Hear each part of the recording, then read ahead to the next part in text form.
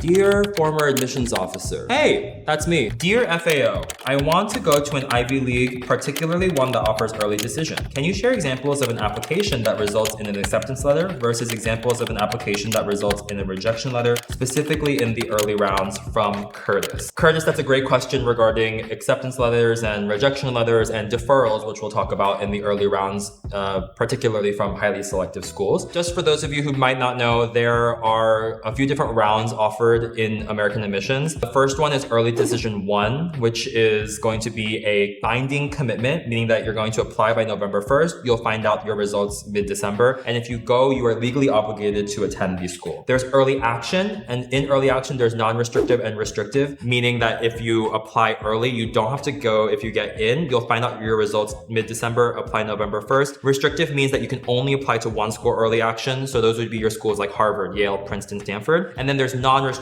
meaning that you can apply there early, you don't have to go if you get in, and they don't care where else you apply. So those would be schools like UChicago, MIT, USC. There's regular decision, and that deadline is January 1st through 5th generally, and you'll find out your results in a few months after that. Those are going to be where you apply for most of your other schools, and that is no commitment or binding if you get in, and you can apply anywhere else as well. And then there's Early Decision 2, which is not as common. It's the most uncommon one out of all of these rounds. And Early Decision 2 is the deadline is January 1st through 5th generally, and you'll find out a little bit earlier than regular decision, and it is a binding commitment. So if you get in, you have to go. Now, as far as what the different results you can get from the early rounds are, you can get accepted, which is amazing. You can get deferred, meaning that you are going to be considered again in the regular round, and then there's going to be rejection. So as far as what are the type of applications that we see that work, we want to see students that really want to go to those schools. You'll see that acceptance rates for early rounds tend to be slightly higher than regular round, and a lot of times it's not because schools are evaluating applications differently during those times. It's because we see that most of the time students who are applying these early rounds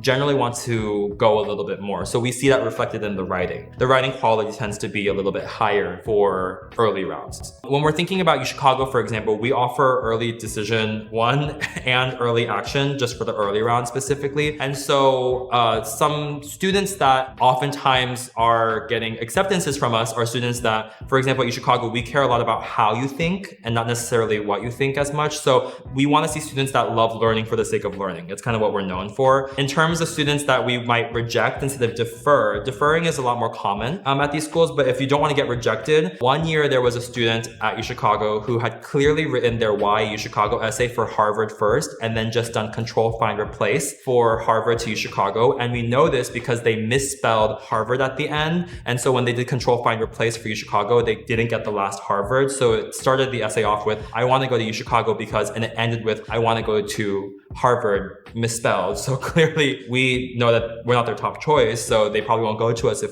they're accepted. So that was a clear no from us. And we also don't know if Harvard accepted them because they misspelled that school's name. You know, when you're writing these essays and these applications, you want to make sure that, again, it's really tailored to the school as much as you can. Your scores in your extracurriculars obviously need to be top notch, but my biggest recommendation and the reason why you see that discrepancy in the acceptance rates traditionally is because, again, that writing quality is just a lot better in the early rounds. So I hope that answers your question. Getting into a top university is no easy feat, and we're here to help. We are so excited to get you started on your journey, and every Crimson student that joins is met with a uniquely matched team of experts to help them in whatever part of the application in high school that they need help with. So if you're interested, click the link below and we'll help you out.